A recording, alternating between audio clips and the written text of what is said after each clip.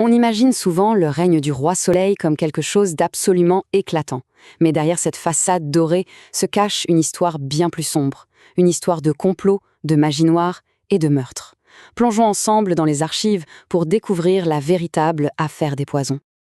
Ah, la cour de Louis XIV.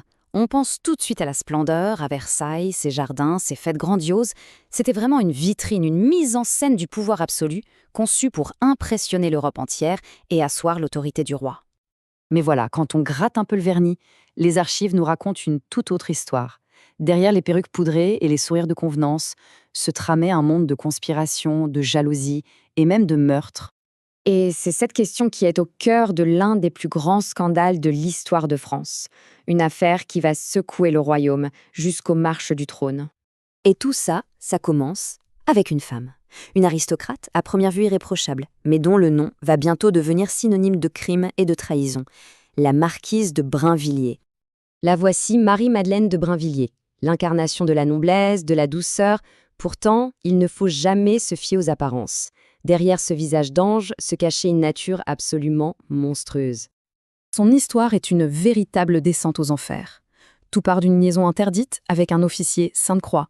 Son père, furieux, fait jeter l'amant à la Bastille. Très mauvaise idée. C'est là que Sainte-Croix apprend l'art du poison avec un autre prisonnier. À sa sortie, il retrouve la marquise, lui enseigne tout ce qu'il sait et la vengeance commence. Entre 1666 et 1670, elle empoisonne son propre père et ses deux frères. Mais en 1672, tout bascule. Sainte-Croix meurt dans un accident de laboratoire, laissant derrière lui une fameuse cassette secrète. Et avec cette cassette, les autorités trouvent une note. Une note désespérée de Sainte-Croix, qui dit « Je supplie humblement de la brûler sans rien ouvrir ni lire ». Ils savaient que ce qu'il y avait à l'intérieur pouvait tout faire exploser. Une tentative de protéger leur secret depuis l'au-delà. Mais c'est trop tard. Quand la marquise apprend la nouvelle, sa première réaction n'est pas le chagrin, non, c'est la panique. Son premier cri, c'est « la cassette ». Ce seul mot, c'est un aveu, la preuve de sa culpabilité. Et c'est le début d'une chasse à l'homme à travers toute l'Europe pour la retrouver. Mais l'arrestation de la marquise de Brinvilliers, ce n'est que le début. Son procès va tirer sur un fil qui va défaire toute la tapisserie de la haute société parisienne. Les juges découvrent que le crime de la marquise n'est pas du tout un cas isolé. Au contraire, c'est une pratique presque courante. Paris est devenu un marché où l'on peut acheter la mort aussi facilement qu'un remède de charlatan. Et ce marché a ses propres entrepreneurs. Le mot-clé, c'est devineresses. Officiellement, ce sont des diseuses de bonne aventure. Mais en réalité, leur commerce est bien plus sombre. Elles vendent des filtres d'amour, des poudres pour se débarrasser d'un rival et organisent des rituels occultes pour leurs clients fortunés. Et à la tête de ce réseau criminel, on trouve une figure centrale, Catherine Monvoisin, surnommée la Voisin. C'est une femme charismatique, impitoyable et une femme d'affaires redoutable. Elle a compris les désirs et les peurs de l'élite parisienne et en a fait son fonds de commerce. On dit d'elle que c'était une fine psychologue qui lisait plus dans les visages que dans les lignes de la main. D'ailleurs, quand on interroge, la Voisin est très claire. Ses clients ne venaient pas pour connaître leur avenir, mais pour s'assurer que certaines personnes n'en aient pas. Une confession glaçante qui révèle l'ampleur du phénomène. Mais l'enquête ne s'arrête pas là.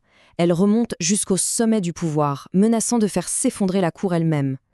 Le nom qui va tout faire basculer, c'est celui de la favorite du roi, sa maîtresse en titre, la mère de plusieurs de ses enfants légitimés. Madame de Montespan. Belle, intelligente, mais terrifiée à l'idée de perdre la faveur royale. Sa descente est progressive et terrifiante. Elle commence comme beaucoup d'autres en achetant des filtres d'amour à la voisine.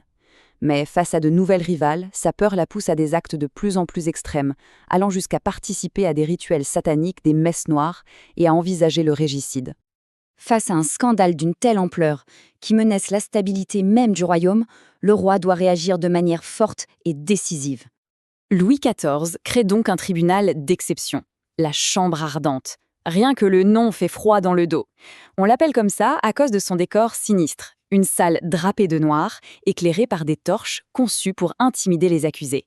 C'est ici que le sort de centaines de personnes va se jouer. Mais le roi fait face à un dilemme terrible. D'un côté, la justice exige que tous les coupables soient punis, peu importe leur rang. De l'autre, révéler que la mère de ses enfants est une meurtrière potentielle porterait un coup fatal à l'image sacrée de la monarchie. Alors, que faire ? La justice est bien rendue, mais de manière sélective. La voisine et 35 autres personnes sont exécutées publiquement. Des dizaines d'autres sont condamnées à la prison ou à l'exil. Pour le public, l'affaire semble officiellement close.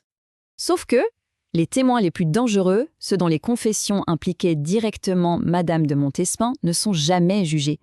Ils disparaissent, tout simplement, enfermés au secret dans des forteresses à travers la France, avec l'ordre de ne jamais parler. Cet ordre royal, retrouvé dans les archives, est sans équivoque. Le silence doit être absolu, et la violence est autorisée pour le garantir. La raison d'État l'emporte sur la justice. Le secret de la monarchie doit être préservé à tout prix. Et ainsi, la Chambre ardente est dissoute. Le scandale est étouffé, l'image de la monarchie est préservée, mais au prix d'une vérité qui ne sera redécouverte que bien des siècles plus tard par les historiens. L'affaire des poisons nous laisse avec cette question intemporelle. Elle nous rappelle que derrière les façades du pouvoir se cachent souvent des réalités bien plus sombres, des secrets protégés non pas par des murs, mais par le silence et la peur.